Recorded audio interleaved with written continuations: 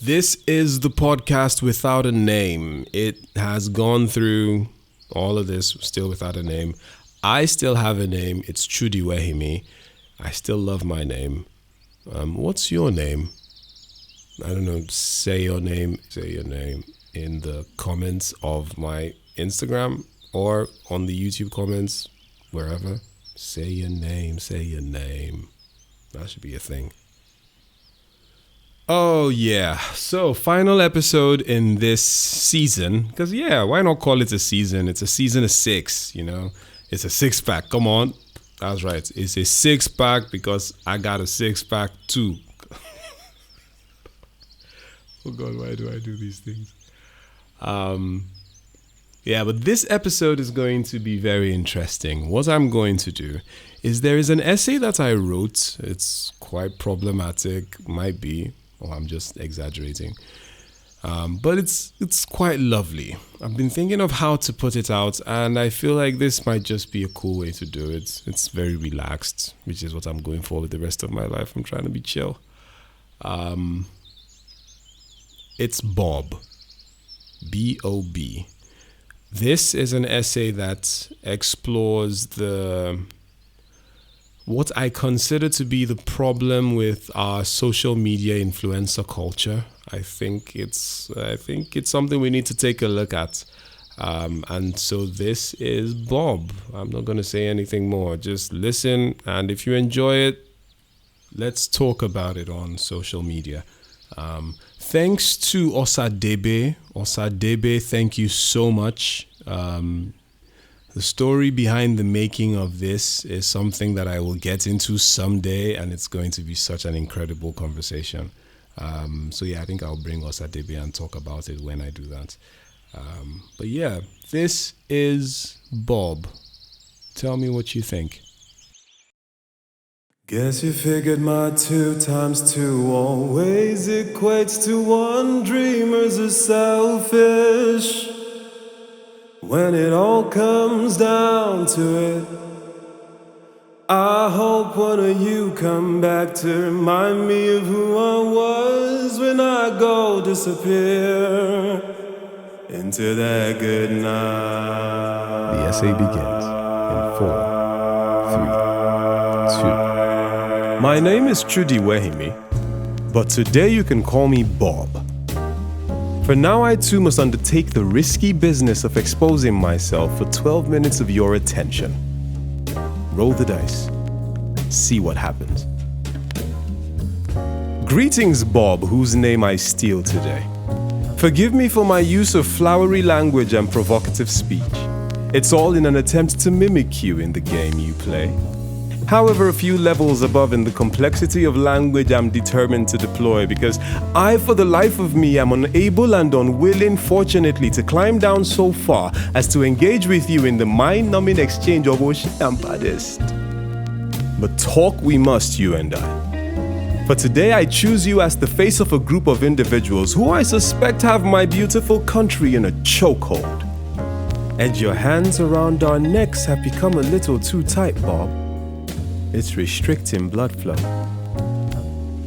So in this essay, my words will be unsavory, designed to paint the most controversial picture possible of my thoughts about you, with no regard as to the effect they have on your mental health, as are the rules of the game. But please take it in good faith, BoB. As one who so intimately understands the business of cloud chasing, if you were armed as I with the same ability to weaponize strings of words longer than the Twitter character limit, or put together coherent thoughts for anywhere above the new Instagram stories limit, you would attack me too. In language that would articulately reveal to the world the wrongness of my position, as civilized people do. But alas, it is a physical impossibility to squeeze intelligent thoughts into Oshe Badest, isn't it? So as are the rules of the game, please feel free to respond as you will, at whatever level of complexity is convenient for you. Or not, because as I so clearly know, I don't drive a Benz as you do. I don't live in a mansion in Lekki as you do. I have, as at the time of publishing this, less than 200 followers. Ugh, such a peasant. I don't even have the imaginary title of anything of Lagos as you do, BoB. So clearly as are the rules of social media, my peasant ass has no business talking to you. I know, but I must do what I must do. For the prize is their attention, isn't it, Bob? Attention. That magical 9-letter word, the key to unlimited wealth, influence, and a lifetime supply of Botox. Attention. The old King Solomon must have been senile if he didn't see that attention above wisdom was the principal thing. Attention. The lamp passed down through the metaverse from Aladdin himself. Rub on it and all your dreams will come true. Isn't that right, Bobby? So allow me be reckless with my words and throw the consequences of their meaning to the wind. Allow me tell you I wish you burned, with your lips lined and your eyes wide and your tongue pierced with your white lies. Allow me tell you I wish you burned, Bobby. And maybe when the colored lens falls from your eyes and the heat melts the disguise, maybe then the reality of this mass-marketed dystopian fantasy will be clearly realized, Bobby. And maybe we'll have hope. But till then, for my aims, I need people whose names are more popular than mine, through which I might capture that elusive fairy called clout. And yours is simple enough to pronounce, dear Bob. Bob Bob. Bob Bobbity Bob. Bob. And so as this essay progresses, the name Bob will stand for the sins of a group. Ready? The bones of an early African Bob can probably be found somewhere in Badagry, near the beach, I imagine. A beach he would have visited on multiple occasions as a form of self-flagellation to rid himself of the memory of walking away from a large boat from which you could only hear two things: the sounds of whips and the soul-piercing screams of chained men and women for whom freedom would never exist again. See, Bob walked away ferociously guzzling the exquisite rum he sold them for. Rum.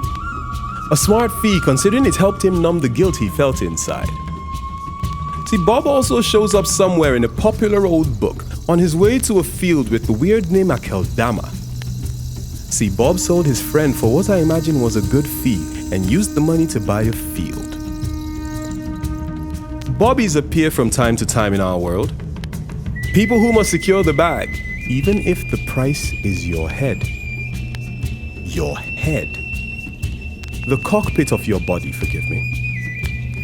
The place where your thoughts reside when you're not thinking with your penis. That neurological wonder, the partial imitation of which is every AI researcher's dream and nightmare.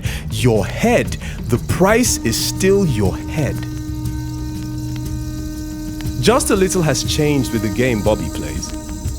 Bobby still goes around behind your back to negotiate a deal with your potential captors and brings them to you. But now Bobby has learned to walk you to them with a spring in your step, wagging your tail with excitement. Who's a good boy? Yes, follower, you're a good boy, Bobby says before kissing you on the cheek. But slavery is still slavery even if the slave is unaware. And Bobby, you know that, don't you? You've got them, haven't you? You know they've fallen for you. You know they're hypnotized by that English teacher's nightmare of a spell you cast with that very weird voice. But I'm impressed, I must admit. Who would have thought you were aware enough of the damage done to the educational substructure of the nation and able to take advantage of the dearth of public intellectual thought to the degree you have? It's such a dastardly delicious evil. I am jealous, Bobby. Then, maybe again, you had no idea and just stumbled into it thoughtlessly. It's probably true, but you still deserve your flowers. The plural of Bob is Bobbies. You are truly talented at the art of hypnosis, dear Bobbies. A course should be taught on how you get all these people to hang on to the mostly incoherent narrations of irrelevant details of the exaggerated or totally fabricated accounts of your lives. Especially when they have their own lives to focus on. Such a talent you have, Bobbies. I see why you're so popular among the headhunters. Your ability to captivate the mind with the painfully mundane would be worth celebrating if it wasn't so fatal in its effects.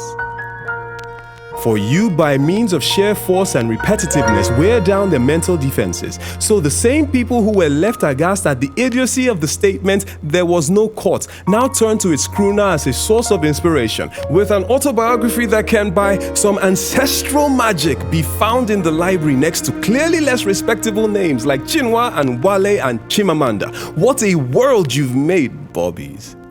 But off-white paint looks brown on a white wall, James.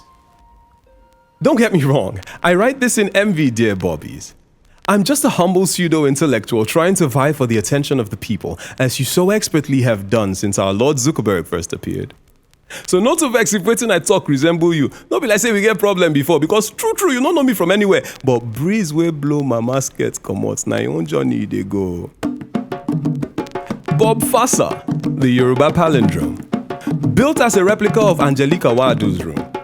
He who the fates took down on multiple occasions but always came back. Either like a phoenix or a truly stubborn STD, depending on your point of view. I envy you. Oh God, I do. Who wouldn't? For I too was held under your spell for a time. Precious time which I traded for those addictively tasty 30 to 60 seconds treats you so glibly give. Of course, with no concern for the fact that exposing my brain to your vast library of shallow short-form content will teach it of the uselessness of holding on to information longer than a minute. It's not like I need a high attention span for anything important. What am I? Successful? But Bob Fassa gets his 30 pieces of silver. Usually from those who sell magical creams that increase the size of your head. The price is still your head. What do you think the value of the GDP of a nation of gist lovers is good for? What? Is it forever? Is it for Gary? Is it for being Sandodo? See, a few laughs a day are good for the soul, but a soul that laughs all day will starve and fade away. And if a nation must function, its people must focus, but not on their screens. Not on the misadventures of an often misbehaved bunch who sit encircled around their impeccably dressed red-capped chieftain, beguiling us into caring about the aftermath of their willing participation in a social experiment ominously named for its ability to exert control over the lives of people. The question is, which people's lives? Bravo, red-capped chieftain, and the big brother to whom a lot of us have ceded control. I wish to learn of your ways, O crafty ones. That I too might reap the favor of the seductive goddess Clout, and through her blessings I might drink from the fountain of influence and piss honey-flavored poison-laced streams on the unsuspecting. For the unsuspecting are never to be blamed, aren't they? For by nature of being unsuspecting, they attempt to transfer the guilt of their captivity to the captor. A sheep cannot be blamed for being prey to the wolf, can it? And by the same argument, neither can the wolf be blamed for biting off its head. The price is still your head. And your head it is, Bob, which for today stands in place for the group. The group to which I seek so shamelessly to join that I conjured up this essay and dragged your sweet name into it, Bob. So if the unsuspecting hear this and are appalled by my slanderous and sacrilegious use of your hallowed name for my selfish interest, dear Bob, please tell them to at least follow, like, and subscribe. Would you do that for me, Bobby? Who's a good Bobby? You're a good Bobby. Yes, you are. Here's an interesting but probably useless thought. Pawpaw is a kind of fruitcake of a confusing blend of flavors. Sweet caramel on the outside, but when you turn up the volume, nuts. Even though I'd prefer it left out of my morning smoothie, I envy papaya. For if I could, by shaking my chest, gain access to similar levels of influence, I probably would. For Karika gets her 30 pieces of silver, usually from men who'd require a price for saying their names. And the price would be your head. Your head. The price is still your head.